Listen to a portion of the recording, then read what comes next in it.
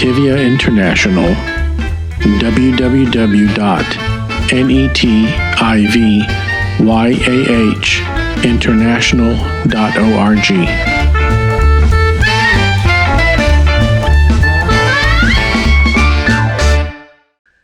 Shalom, my name is Joseph Shulam. I'm recording from my living room in a suburb of Jerusalem called Mevaseret Zion.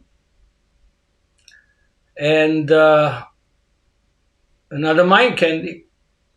This one is dealing with one of the most complex texts in the whole Bible. And I'm even surprised that a lot of Sunday schools teach that text to the kids. It's part of the curriculum of teaching them the Word of God.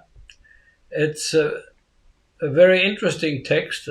I think it's very important, but I also think that it is very difficult to understand from every point of view. The first thing that we must notice is verse 1 of chapter 22. Now it came to pass after these things that God tested Abraham and said to him, Abraham.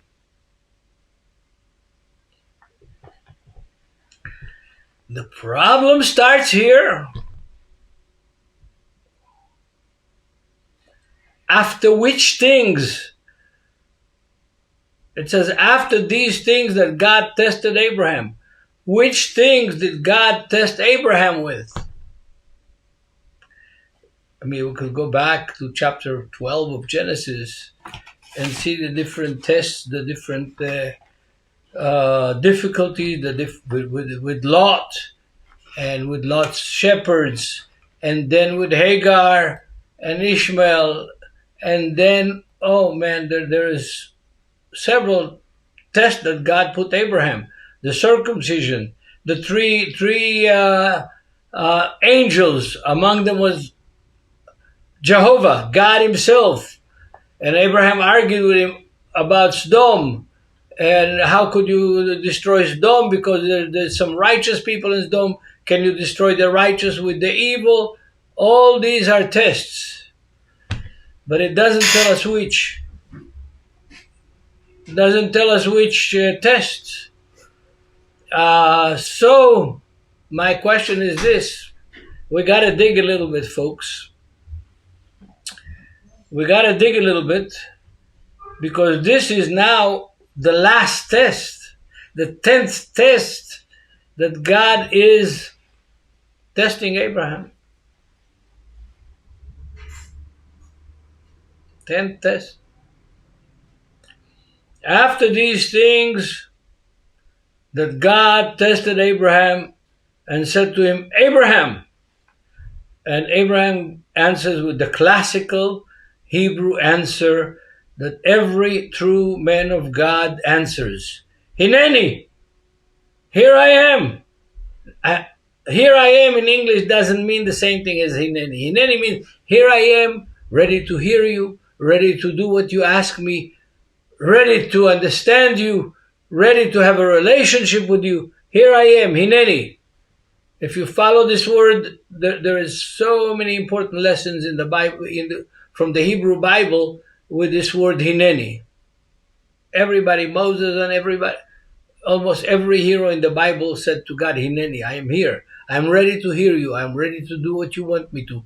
I am ready to obey you.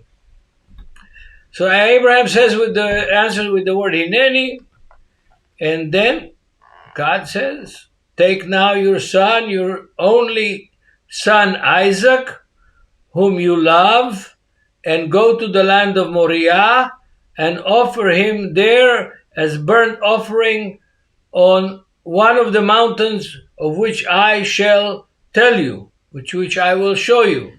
Now Mount Moriah is where Solomon built the temple, where David bought the threshing floor of Araunah, the Jebusite, and wanted to build a temple, and God allowed his son Solomon to build a temple on Mount Moriah.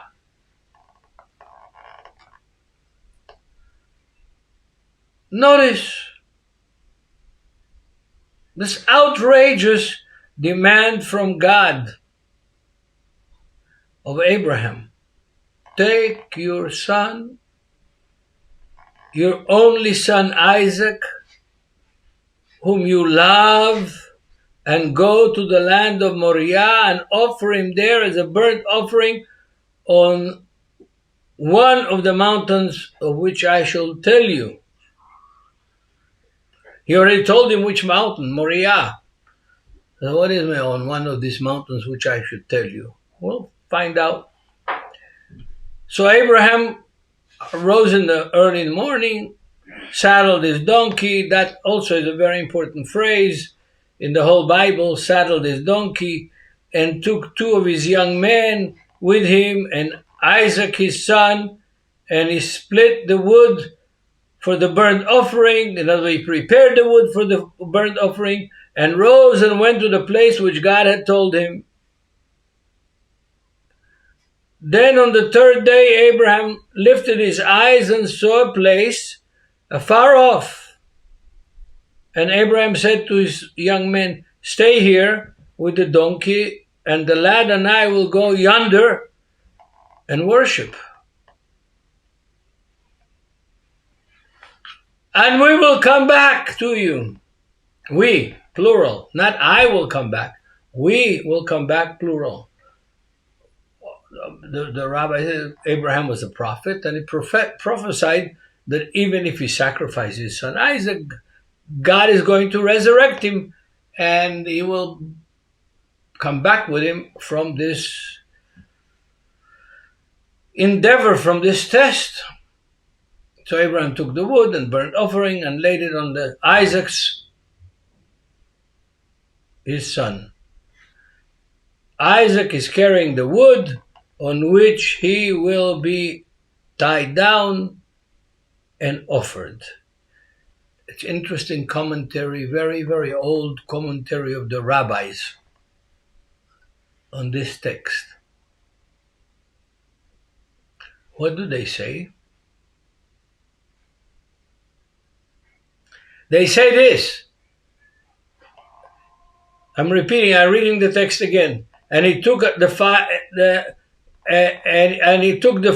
wood of the burnt offering and laid it on Isaac, his son. And he took a fire in his hand and the knife, and the two of them went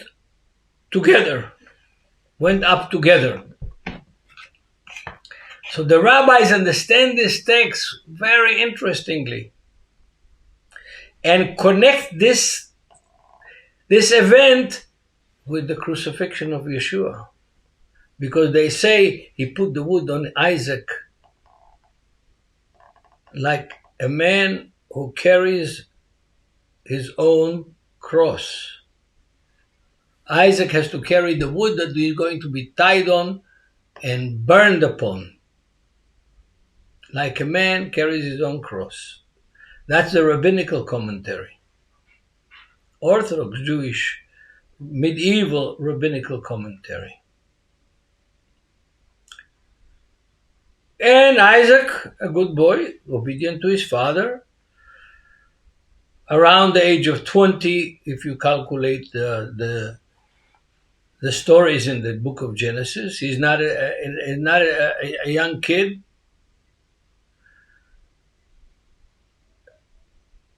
And Abraham is there with his son walking up the mountain, and Isaac asks Abraham, "My father." And Isaac answers Isaac exactly like he answered God. "Hineni, here I am, my son. Here I am, Hineni, I am ready. I'm hearing. I want to do what you ask me to do." And he said, "Look at the fire and the wood, but where is the lamb for the burnt offering?" Another messianic hint is here. Where is the lamb for the burnt offering? Isaac has no clue that he is the lamb. He's the one. There's nobody else there to be offered. And Abraham said, "My son, God will provide for himself the lamb for a burnt offering." That's why in Judaism and in Islam, Abraham is one of the big prophets. In Christianity, and I would say in certain circles in Judaism, they don't stress that aspect of Abraham's life, of Abraham's character, that he was a prophet.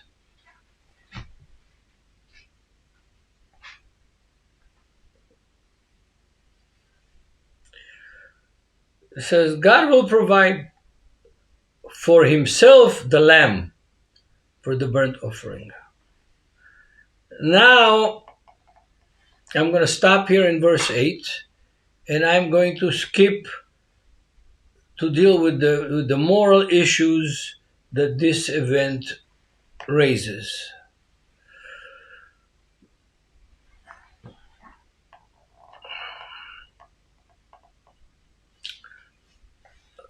We are here reading a command by God to Abraham, his faithful servant, to do something that is absolutely forbidden in the Torah. Human sacrifices are not allowed in the Torah.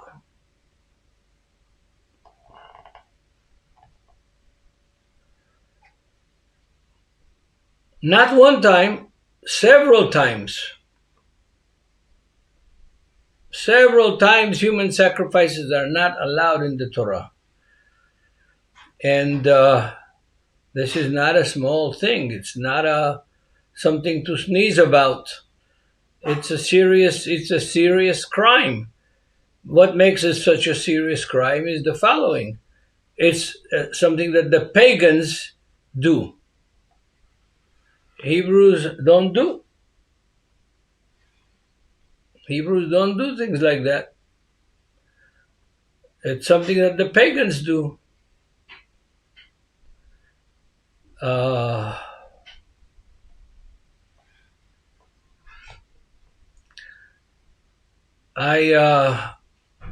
shudder to think about this. If I was there and I heard a voice that said to me, "Go do this," which is forbidden by the Torah, forbidden by the law. It's a pagan act. It's something that the Hebrews didn't do. And suddenly,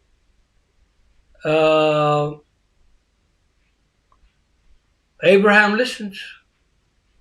I'm reading from Leviticus chapter 18, verse 21.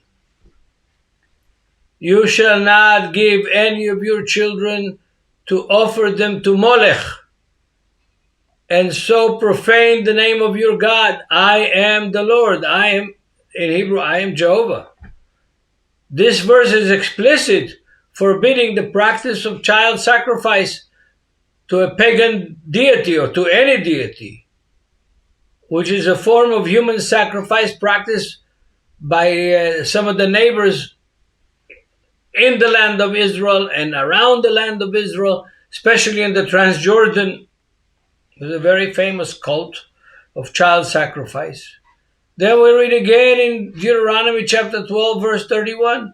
"You shall not worship the Lord your God in that way. For every abominable thing that the Lord hates, they have done for their gods.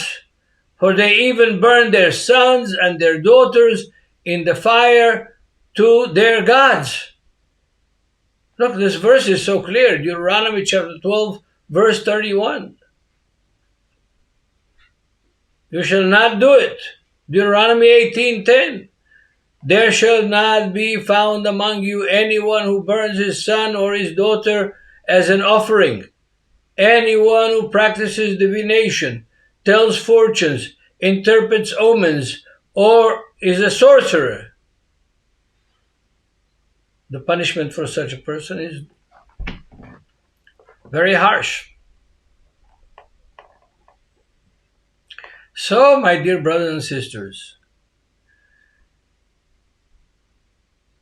Abraham, what he doesn't know, that God has never asked him to offer a human being. What is it? He forgot which God he is worshiping. So that makes that story very dramatic and very difficult. Extremely difficult. It's not so simple. And it has a lot of implications. Abraham waited for Sarah to give birth for a lot of years. After Ishmael was already born, after Sarah gave Hagar, the Egyptian slave, to Abraham as a concubine, and she gave him Ishmael, who until today is a thorn of our flesh, of the flesh of all of Israel. The Hamas, the Hezbollah, all of these are sons of Ishmael. All the Arabs come from Ishmael.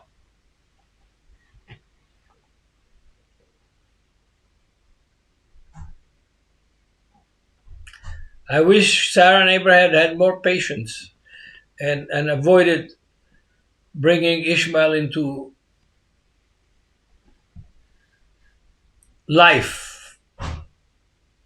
But not, again, so one of the first difficulties here is that God demands from Abraham something that is outrageous, something that is pagan, something that is forbidden, something that he's never asked him to do, and Abraham keeps silent.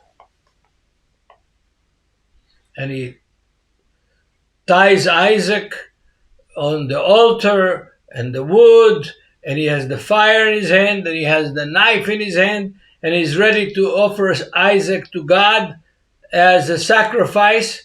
And God, of course, intervenes. He cannot let that happen. So he intervenes. An angel comes and stops Abraham from doing that, and provides a ram that cannot run away because he's caught in the thicket of the tree, and his horns are caught there, and he can't get out and run away. And Abraham catches him, releases Isaac, and offers the ram, of the lamb, of the ram.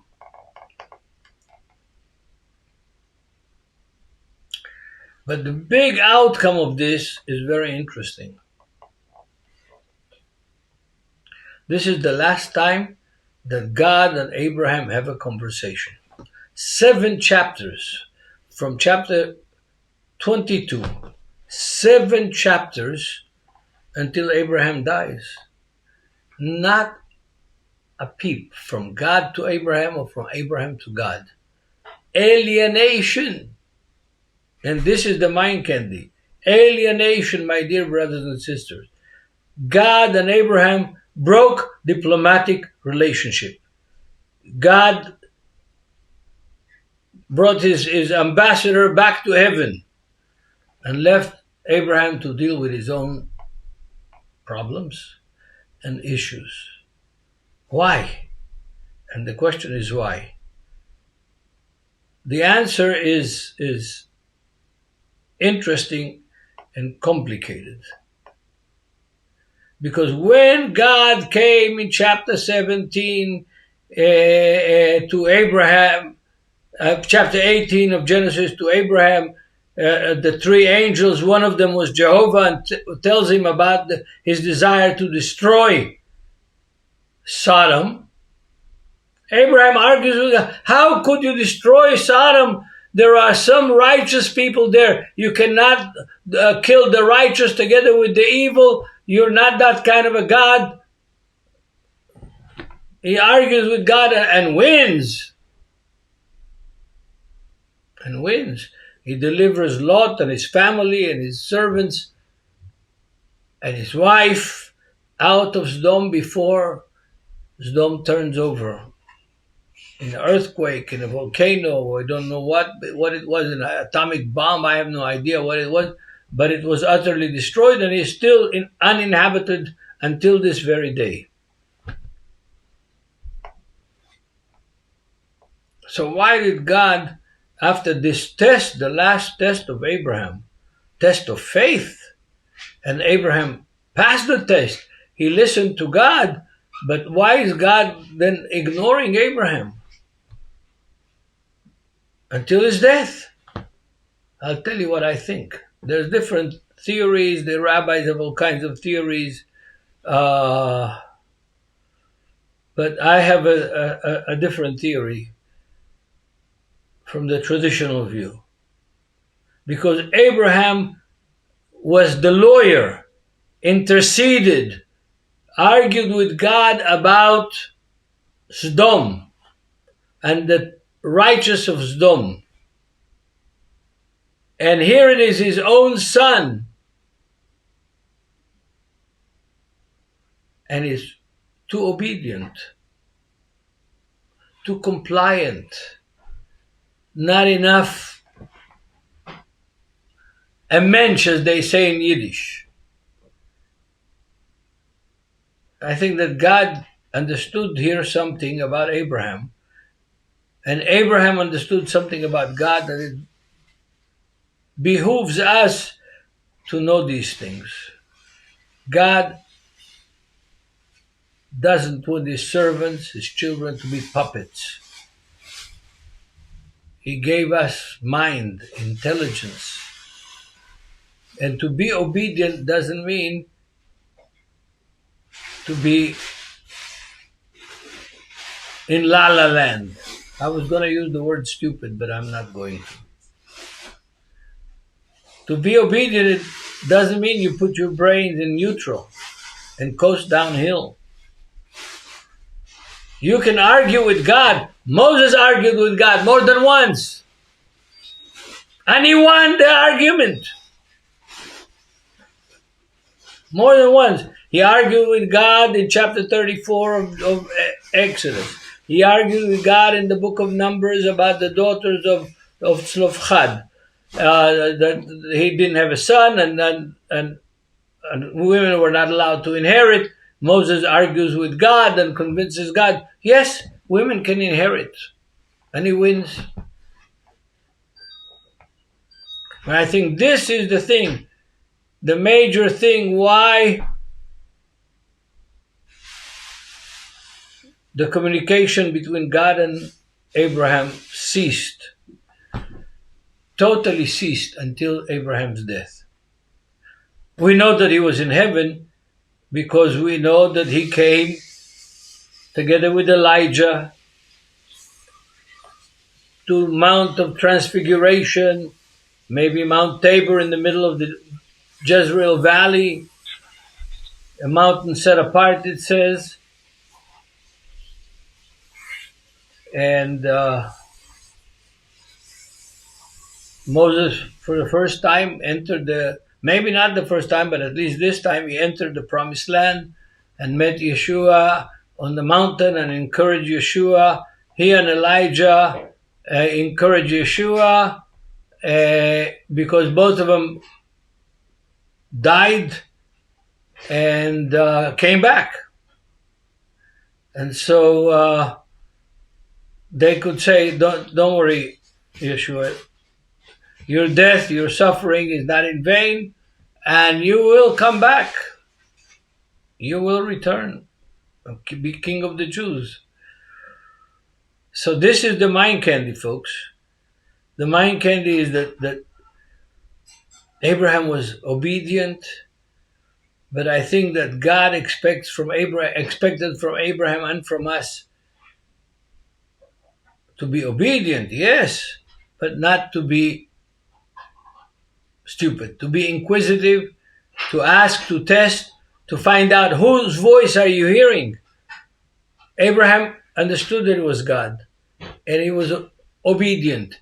And that became, in rabbinical literature, kind of the motivating factor for God to sacrifice his own son, but also to resurrect him from the dead after 3 days, and to prepare him for a return to Jerusalem. And he's coming back. He's coming back. There are so many signs of fulfillment of prophecies that we all witness that point to the fact that we are entering into a period of great distress, of great suffering, in preparation for the return of the Son of Man to Jerusalem, to the place he ascended from the Mount of Olives. So God bless you all. If you have questions, don't be shy. Write. I promise to answer. God bless you. Shalom.